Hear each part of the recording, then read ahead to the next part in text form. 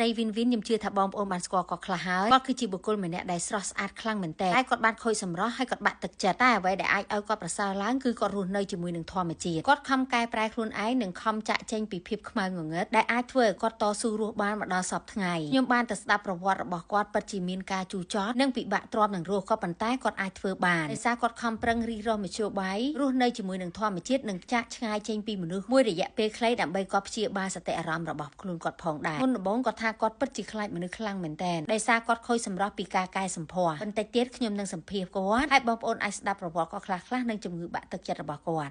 តែតូចយ៉ាងណាទេខ្ញុំណាត់បង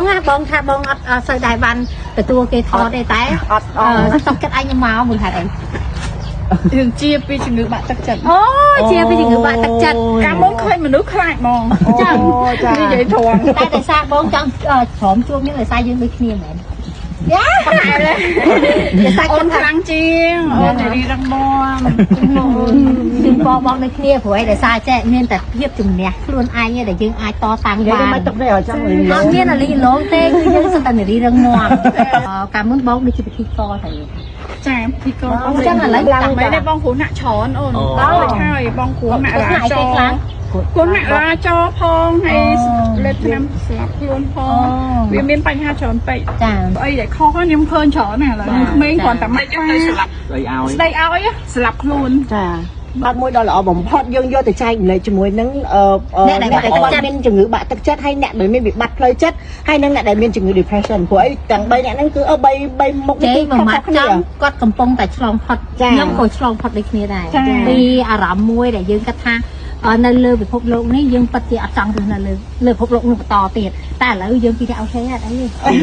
តែអញចង់សម្ភាសមួយទៀតបែបបងអញនិយាយបានទេថាមុខបងខានដោយសារអីបានមុខបងរបៀបបែបអញ្ចឹងទៅថារបៀបបងនិយាយមិញហ៎ដោយសារតែលើបងចន់គឺគាត់និយាយថាបងស្រីគឺគាត់ស្អាតដូចនិយាយអញ្ចឹងបាទគឺគាត់គាត់ប្រឡូកសិល្បៈដែរចឹងគឺខ្ញុំនឹងស្លាប់ខ្លួនហើយដល់វគ្គហ្នឹងខ្ញុំសូម5ដល់បងប្អូនកុំយកគំរូតាមចាខ្ញុំស្លាប់ខ្លួនដោយសារតែមានវិបត្តិចុះទឹកកពើឡើងលើខ្លាខ្ញុំក៏ចង់ស្លាប់ខ្លួនហើយនៅពេលដែលខ្ញុំស្លាប់ខ្លួនមិនស្លាប់ខ្ញុំរស់ខ្ញុំគេអត់លក់ឯងខ្ញុំលេបថ្នាំ4កណាត់អត់គេនៅថាអត់ស្លាប់ខ្លួនអត់ស្លាប់ទៅយើងក៏នៅបន្តរកថវិកាចិញ្ចឹមគ្រួសារជំនាន់ហ្នឹងគេស៊ីមុខពេញហើយដល់ខ្ញុំមុខឆ្អឹងហ៎ទៅចាក់ឡៃនេះហើយខ្ញុំមុនខ្ញុំចាក់3ដងខ្ញុំចាក់9ចាក់តាឲ្យមុខពេញឯងដល់ពេលយូរទៅរបៀបដូចថាញៀនដំបូងឃើញកន្លែងឥឡូវកែសុខលយ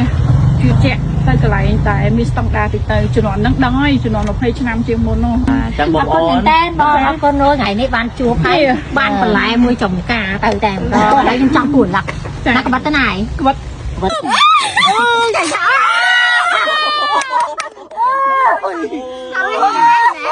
ទះរបស់គាត់គឺគាត់មានចំការហើយគាត់បើកភោជនីយដ្ឋាននៅទីនោះទៀតដូច្នេះធ្វើឲ្យគាត់មានអារម្មណ៍ស្រស់ស្រាយនិងព្យាបាលផ្លូវចិត្តបានលឿនហើយសំខាន់បំផុតគឺគាត់អត់ដែរជួបអ្នកណាគេទេតែពេលដែលខ្ញុំណាត់ជួបគាត់គឺគាត់ព្រមមកជួបខ្ញុំដោយសារគាត់គិតថាគឺជានិស្ស័យហើយខ្ញុំគឺជាបុគ្គលម្នាក់ដែលឆ្លងកាត់រឿងជាច្រើនដោយគាត់ដូច្នេះពេលដែលខ្ញុំបានជួបគាត់ហើយខ្ញុំក៏បានលើកទឹកចិត្តរបស់គាត់បន្ថែមដើម្បីឲ្យគាត់បន្តការជួបអរគុណច្រើនចាប់ពីថ្ងៃតទៅអូនស្អាតវិញហើយ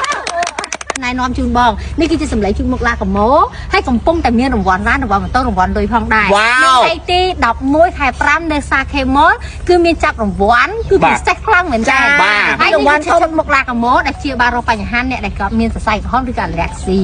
អញ្ចឹងជួបគ្នាថ្ងៃទី11ហើយឥឡូវបងយកទៅប្រើទៅទៅស្អាតហ្មងអរគុណច្រើនកន្លែងមួយជាមួយមួយឈុតនេះញ៉អត់តន់មនុស្សដូចគាត់គឺរៀងគ្រប់យ៉ាងរៀងទាំងជួបមនុស្សរៀងទាំងប្រើប្រាស់ផលិតផលរៀងទាំងការកែសម្ផស្សក៏ប៉ុន្តែគ្រប់យ៉ាងគាត់នឹងព្យាយាមសាកល្បងសារជាថ្មីហើយនេះគឺខ្ញុំបានជូនសម្លេងជូតមុខឡាកាម៉ូទៅឲ្យគាត់ដើម្បីឲ្យគាត់ប្រើប្រាស់ហើយគាត់បានជាមួយនឹងសម្បកកំប៉ុងក៏ខ្ញុំឲ្យគាត់បំពេញលេខទូរស័ព្ទនិងអាស័យដ្ឋានដើម្បីយកទៅចាប់រង្វាន់នៅថ្ងៃទី11ខែ5ហើយកម្មវិធីខ្ញុំធ្វើកម្មវិធីចាប់ឆ្នោតនៅសាខេម៉ូដែលមានតារាចម្រៀងផងនិង BA នៅក្នុងក្រុមហ៊ុនរបស់ខ្ញុំចូលរួមផងដែរមិនត្រឹមតែប៉ុណ្ណោះនៅកន្លែងគាត់គឺបន្លែច្រើនមែនតើគ្រាន់តែឃើញគឺចង់ញ៉ាំប្រហុកញ៉ាំផ្អកតែម្ដងស្រាប់តែបានសម្ភាសគាត់ហើយគាត់មកប្រាប់ខ្ញុំថាគាត់មានប្រហុកចិញ្ច្រាំឲ្យខ្ញុំដើម្បីទទួលស្វាគមន៍ខ្ញុំសប្បាយចិត្តខ្លាំងមែនតើកំពុងតែឃ្លានផងស្រាប់តែឆ្ងាញ់អើយឆ្ងាញ់បងប្អូនពិតជាអរគុណខ្លាំងណាស់ក្នុងការស្វាគមន៍របស់បង